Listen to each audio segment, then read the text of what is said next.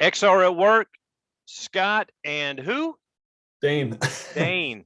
We're back again, right? So welcome back. Hope you guys are enjoying the podcast episodes.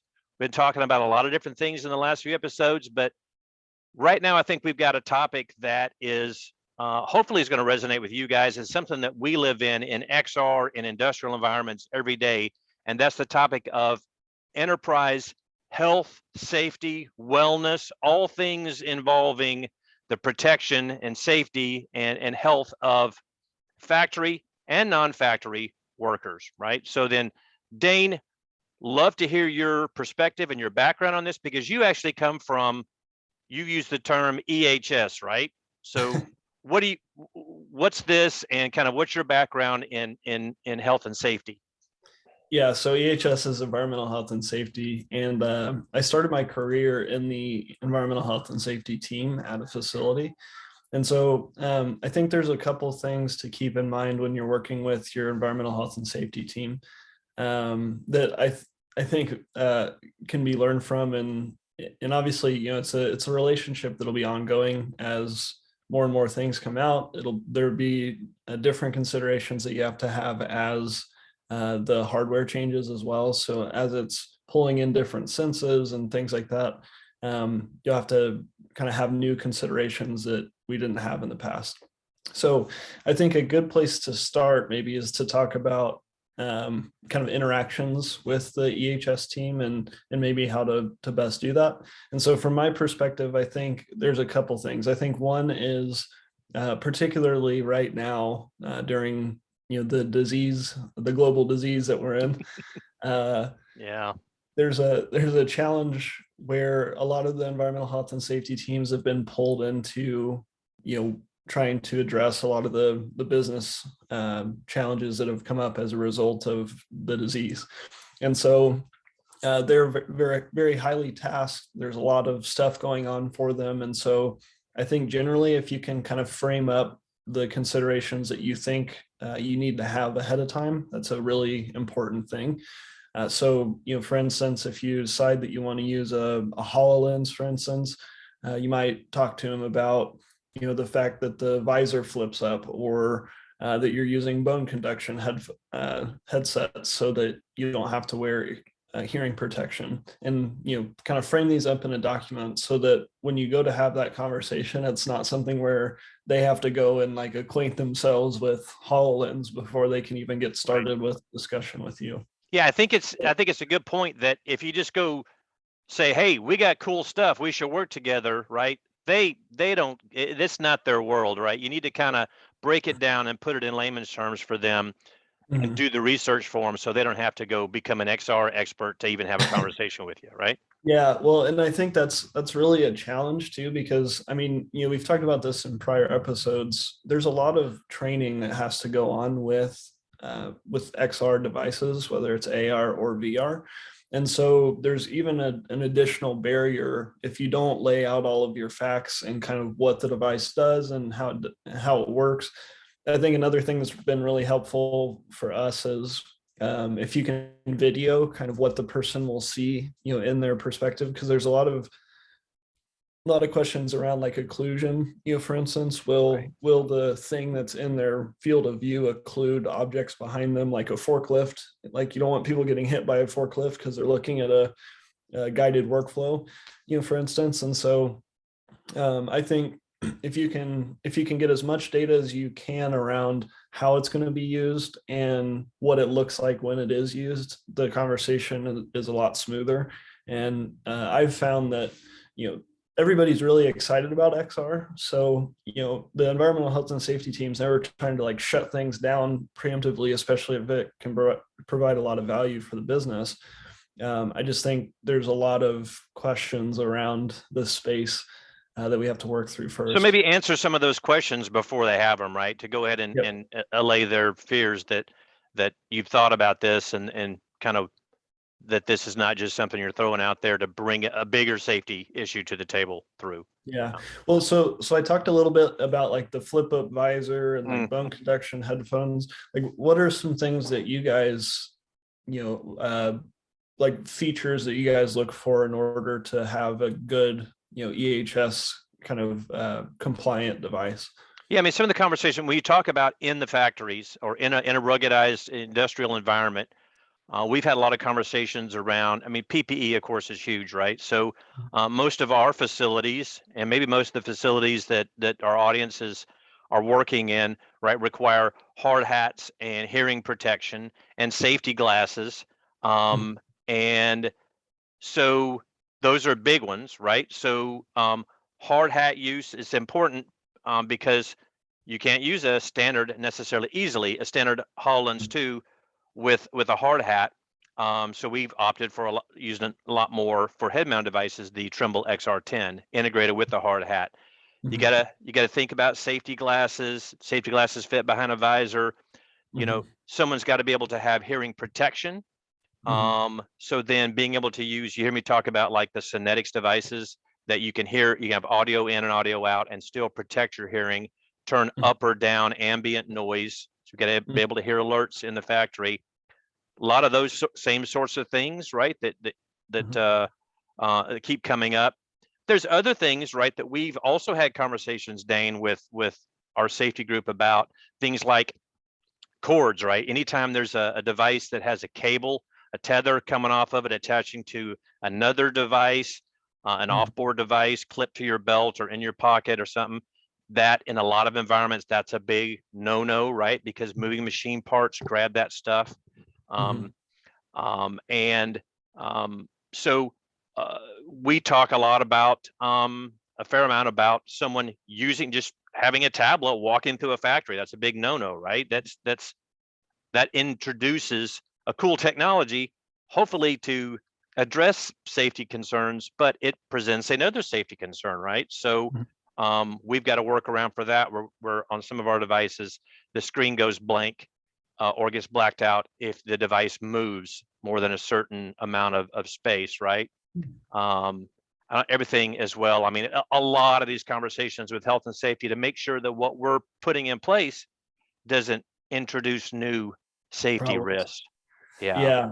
No, and that's I mean, that's really the challenge, right? Like with the new technology, I think most businesses recognize that there's a lot of value in, especially like this year with the proliferation of the word metaverse. I think a lot of people are starting to buy into and understand the value of XR technologies.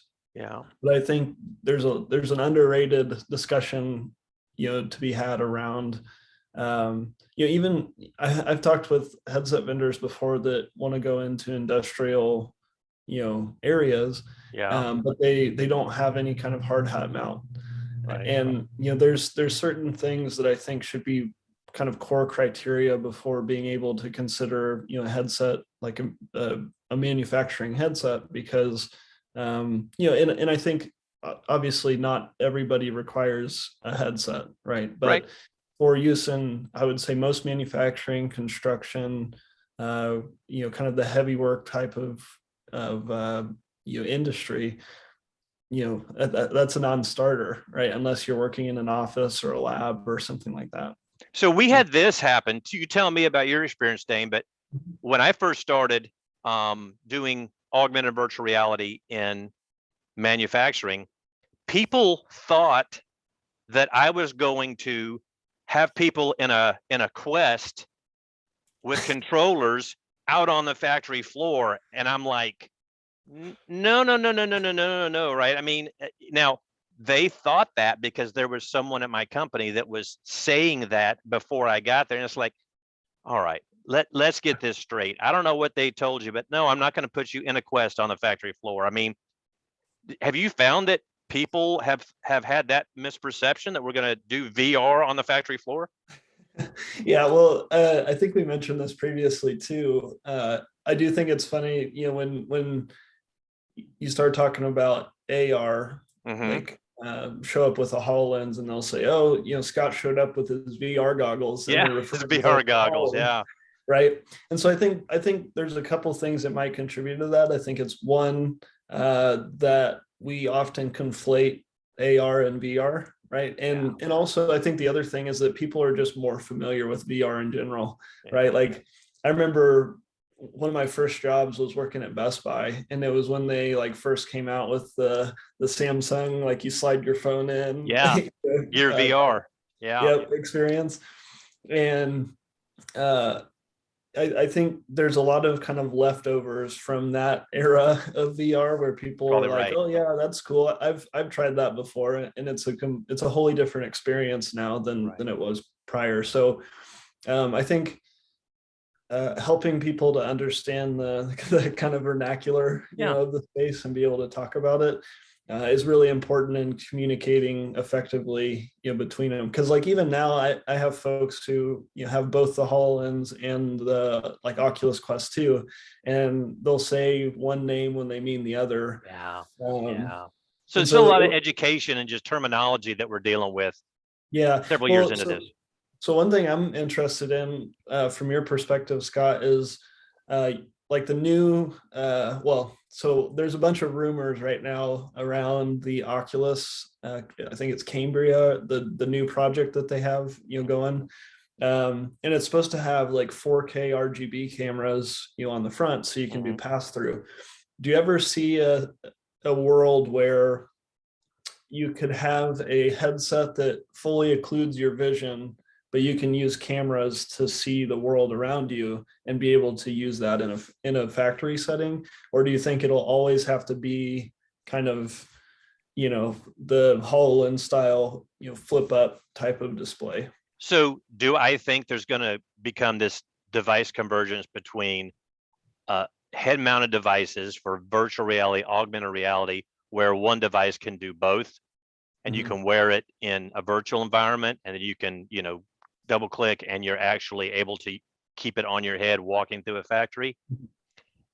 I can't say, I don't know, that's never going to happen, right? Because I mean, we work in emerging tech. I mean, anything's possible. I I think like the strong I, commitment. I think we're a long ways away from that, man, to be honest with you. It's just I agree.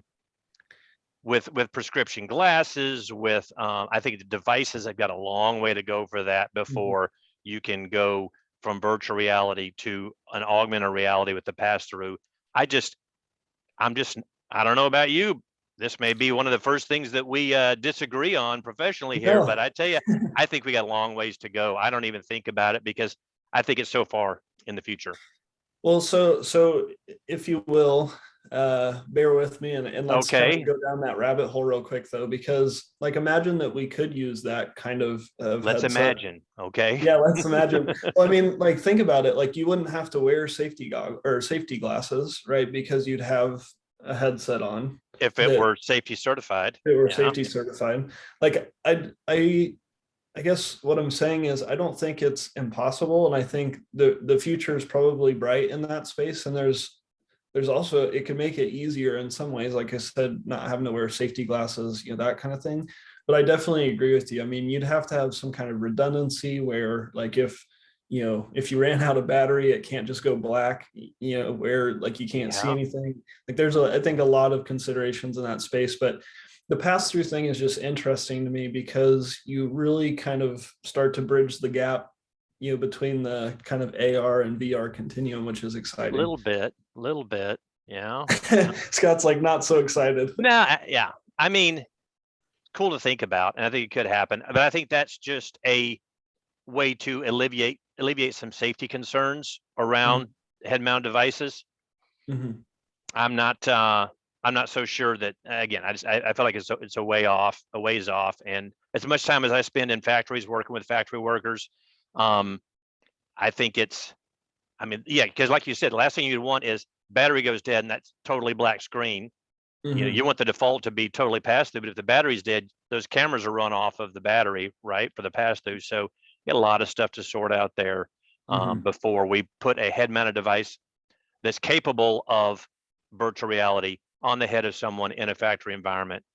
Because one glitch, and I mean, You have an issue. there's Yeah. a safety concern. I can see it maybe going more the other way, where a mixed reality device or an AR device, Google Glass, Vuzix, HoloLens 2, one of those devices has the ability in some situations to go to do virtual, as opposed Yeah. to VR devices being able to do AR. I could kind of Yeah. see it maybe going that way. I'll give you that. Okay, fair enough. Well, and obviously, like, we're talking about the future here, so kind of trying to predict the future, which I'm never right when I do that. So Take the maybe this opposite of what we say, right? That's probably what's there going you to go. happen. There you go. We live in So, reality. Yeah. well, I guess one question I do have regarding you know the headsets in general. So we talked about how what the future might look like, but also right now, like, what do you think are the things that are required in order to kind of have an easy discussion, I guess, with like an EHS team. So like I said, we mentioned like the flip up stuff, the bone conduction, like, well, actually, also let me rephrase the question. If I already have a HoloLens too, can I use like those clips that allow me to clip my HoloLens to like a hard hat? Like, do you have any experience in that Yeah, you space? can. I think I almost don't want to say the name of them, right? But there is a company that makes those clips. Are $200 a pair, Mhm. so they're not cheap. And then it doesn't fit real well. It's it's tough. You got to take the strap off the HL2. You got to buy the clips. You got to get them in. They Mhm. can break, right? They're Right. expensive. It Mhm. still doesn't fit right, and Mhm. it hurts your head and that kind of stuff. You got to you got to do a lot of modifications. You can't just slap a hard hat on with a consumer HL2. Mhm. But those sorts of there, I feel like there's those level of things when we talk about XR and our friends in safety, right? There's those sorts of conversations, but I almost feel like it's it's got to start at a higher level of, for me, my conversations tend to be with our EHS group, tend to be more around what are the sorts of things that are causing problems? How are people being injured? Tell me, the conversations I have that have been most productive are around, give me the top three things that are causing the top three reasons why people get hurt in our factories, or why how our employees get hurt. When we start with those sorts of things, Mhm. that to me is really kind of meeting them, like you say, meeting them where they're at and coming to the table and Mhm. focusing on problems that need solutions rather than dealing with problems of the solutions. You know what I'm saying? We end up getting into some of those, but I like to really live with our safety group in a place of, give me your top three things. If it's, I don't know about you guys, right? But I hear a lot from industrial environments Mhm. where powered industrial trucks and pedestrians meeting by accident, Mhm. ergonomics are Mhm. a big thing that are happening in factories and in manufacturing, just range of motion stuff, soft tissue injuries. I hear a lot about you hear a lot about, we call them pinch points. Don't stick your hand in there, that sort of thing. So we deal with that in a lot of different ways. But I like to live in these conversations where I'm going, what's the top three things that are hurting people in our environments? Let's tackle those, and then I end up having to kind of deal with how to make the solutions work. You know what I'm Right. saying? Well, so do you have XR use cases where people are actually safer as a result of using an XR device? So either a VR or an AR device. Yeah, I mean, I think it goes a couple of different ways, right? And I know that you guys are doing a lot with one of these, right? But Mhm. um, training people in virtual reality, in a conference room, in a training room, how to do something in Mhm. VR that's dangerous, risky, expensive.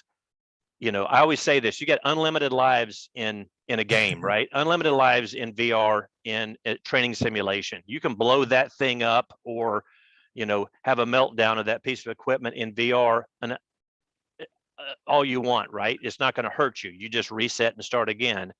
Um, that is something that we don't have as much experience in, I think, as perhaps you guys, right?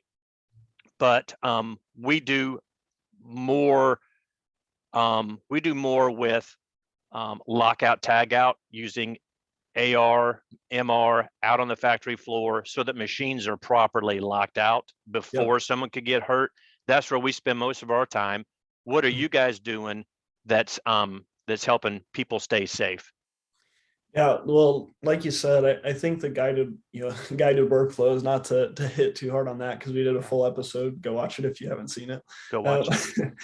the so the lockout tagout thing's a good Yeah. call out. I think AR really it's kind of quality or QA on a procedure that somebody's doing, or making sure that they're doing the right steps type of thing. Mhm. Um, I think from the VR perspective, what's really been powerful for us is that, like you're saving money as well because you're saving on downtime, for Yeah. the asset. But, beyond that, like the training environment for most folks is not super comfortable, right? Like if you're out on the factory floor, it's loud. It's there's big machines moving around. There's, like you said, like forklifts and stuff.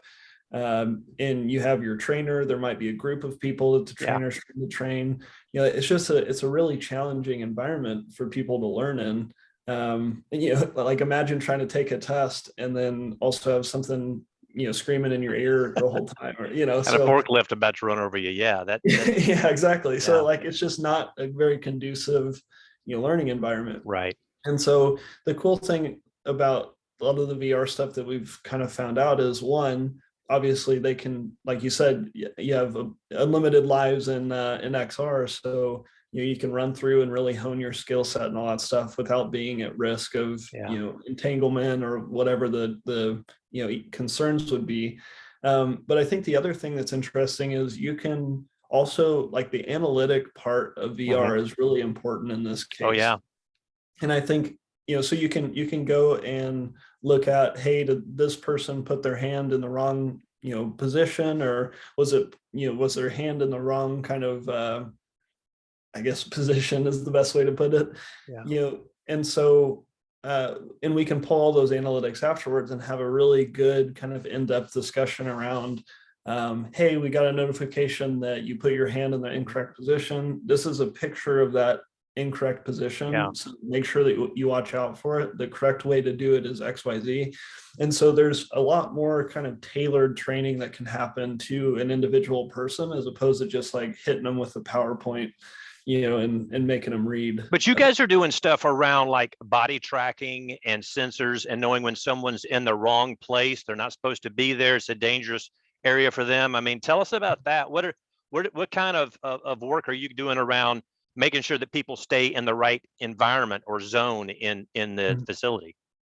Yeah, well, so like one that we've looked at is ergonomics tracking using video. So it's not this is it reminds me a lot of AR. I won't say Mhm. that it's AR yet because it's kind of post processing a video, but I think the future of this stuff, when processing gets stronger and that kind of thing, it could be something that's done on the fly. But essentially, it's like you record somebody doing the role, and it kind of adds a stick man over the top of Yeah. the person, and you can understand, did they twist the wrong way, were their arms in incorrect positions, that kind of thing. And so, like, I think that's another good example of, like, if you could have a headset that was monitoring what the wearer was doing Yeah. and giving feedback about, hey, go get a drink of water, that kind of thing. Yeah. In the past, we've done some tests with other wearables. So yeah, like smartwatches, for Yeah. instance, for geofencing and things like that. I think geofencing it can be tough, especially like indoors, Yeah. because like GPS indoors is not super reliable anyway, Right. and then you're also introducing like a much smaller space. So I think that's a challenge, but geofencing is a super powerful tool because you can like cue reminders to people as they walk into a space. And so I think this could be a big thing for kind of XR devices as well. As if you're walking into an area, it could say, hey, just a reminder, make sure you're wearing your safety goggles, hearing protection, hard hat, here's your PPE list. So I think there's a lot of opportunities right now. What I will say, and I mentioned it a little bit, like geofencing's tough, and it takes an ecosystem to pull off effective kind of notifications like that. Yeah. But I'm getting hit with a lot of vendors right now that have geofencing type applications, right? We can show you on a screen where your people are at, if they're in, send off alerts if they're in the wrong place or the wrong area. You can, it's almost like there's training people how to be safe or how to do procedures in a safe way. And then the other side of that is monitoring and Yep. letting you know if they're doing something unsafe. And there seems to be, there's a lot in both regards, but right now, just lately, it seems like I'm having a lot of startups or companies out there that are hitting me with their solution around geofencing, right? There seems to be a lot happening. That is it. Are they just super excited about it, or should the industry be super excited about it? What do you think? Yeah, I mean, I think so short term, I think they're very excited about it. Yeah. But I think long term, the industry should be very excited about it, right? Like the opportunity to understand where assets move and how they move in relation to people. So like, the forklift thing, for instance, like you could get a notification when a forklift's, 30 feet away from you, if you're paying attention to other things and be able to get out of the way in time. So I think the potential for the technology is great. I think the infrastructure is very expensive, and it's just tough. Like, do you run power to all of your kind of mesh network of like IoT, or like let's say you use like Bluetooth beacons or something like that to do tracking? Well, the problem is, like, if it has a watch battery in it or whatever. Well, so now you have somebody who has to go and change batteries in these beacons like on a consistent basis, and so so let me also say I'm a believer in the sensorization of things. I just think it's not something that you just kind of willy-nilly, like, let's go throw some sensors out there and we'll be able to track everything. Like, it's a very kind of structured and infrastructure level investment most of the time, at least in my experience. So like, we're talking a lot about keeping factory workers safe, knowing where they're at, knowing what they're doing, sending off alerts, that sort of thing. We have this large initiative, and I know that other manufacturing facilities are doing this as well, where we're taking a trainer that's focused on safety training or focused on ergonomics training or even focused on just health and wellness, and through remote expert, giving them the ability to be in one place and work with multiple factories. This is a big thing that we're doing because we want to be able to have like an athletic trainer or someone who's skilled in soft tissue or muscular ergonomic kind of injuries or strains, make them widely available to multiple factories. I mean, are you guys doing anything? What are you seeing around ergonomics and kind of turning that on its head and proactively training them on how to properly lift, how to properly move things overhead, proper ways to bend, that sort of thing? Are you guys doing a lot in that? So I think you guys probably have more, more experience with that, like with your trainers and stuff, which I think is an amazing idea, by the way. I do think some interesting, kind of things to consider there are, we've talked about remote assist being any capability. I don't think that EHS is one that people kind of jump to, right? Like, most of the time it's, I'm going to call my subject matter expert and they're going to be on the line with me looking at this motor, right? It's kind of the thing that people jump to. And I think broadening the scope of that type of technology to things like EHS is super impactful. Right. Because think about, now I'm not an expert looking through your camera on your head showing you how to fix something. I'm an expert in health and safety. I'm looking through your camera as you walk through the plant, and I'm auditing procedures or kind of processes or the ergonomic way that people are dealing with their job, right? And I can say, no, hang on a second here. Let me record a video of that. That guy's doing that. Is everyone doing it that way? Because that's not safe, right? So you can start to take using remote expert for machine maintenance or machine repairs and turn it into audits for health and safety, right? So now that expert can use that same technology that our maintenance group's using to audit for safety and health procedures or policies and practices in the factory. So I think that's taking that technology and using it for health and safety. Yeah, it's almost like telehealth, like where people can Almost. call There into you their go. doctor or whatever. Yeah. Like you guys are Yeah. doing telehealth for industry, which I Yeah. haven't heard a whole lot about yet. So Yeah. that's super cool. You're paving the way, Scott. Is that it? Maybe.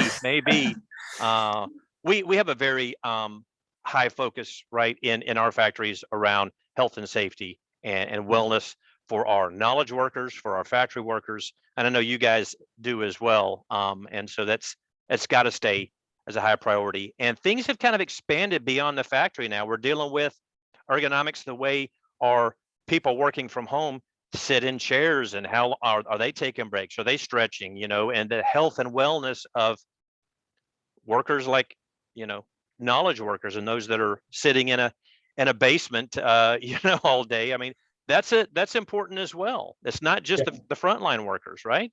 Mhm. Yeah. Well, I think there's another thing to be said here. We've mentioned digital twins, in the past as well. One of the things that we've done too is like scanning areas, so like Mhm. LiDAR scanning areas, or being able to do that both for like job hazard analyses, right? Mhm. So like, for instance, if somebody's getting ready to go work in the field, you can have kind of this pre-set up version of a space that has kind of glaring issues, and they can kind of walk through that and be able to tag those and say, this is a problem, this is a problem, this is a problem. And so I think it's also about training people on what to look for. As a I think it's giving feedback live, but it's also the pre-training, of, hey, you can kind of walk through this area, call out JHAs, but also get familiar with the area. And so there's multiple things that you can kind of batch into, something like a digital twin. Absolutely. Yeah, I think great, absolutely great points, Dane. We've talked a lot today about our solutions and headsets and peripherals and frontline workers, VR training in classrooms and training rooms, in the factory, out of the factory. I think it's definitely the case where you and I would both agree that above all else, we've got to have a great rapport with our enterprise health and safety group, and we need to be bringing them solutions that don't require them to do our job for us. We need to go help them do their job better. Any kind of final thoughts you have today before we wrap it up?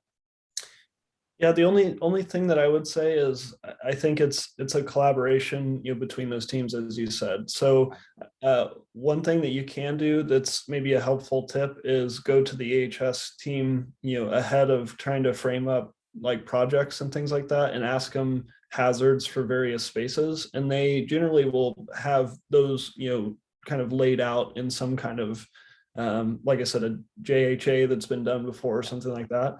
And so that gives you a good place to start to target and figure out, how you can address those challenges. So that's maybe a good place to start, but definitely, make sure that you're not just kind of dumping a bunch of work on their desk and forcing them to be, XR experts as Right. well. Absolutely. Well, as always, it's good to talk to you.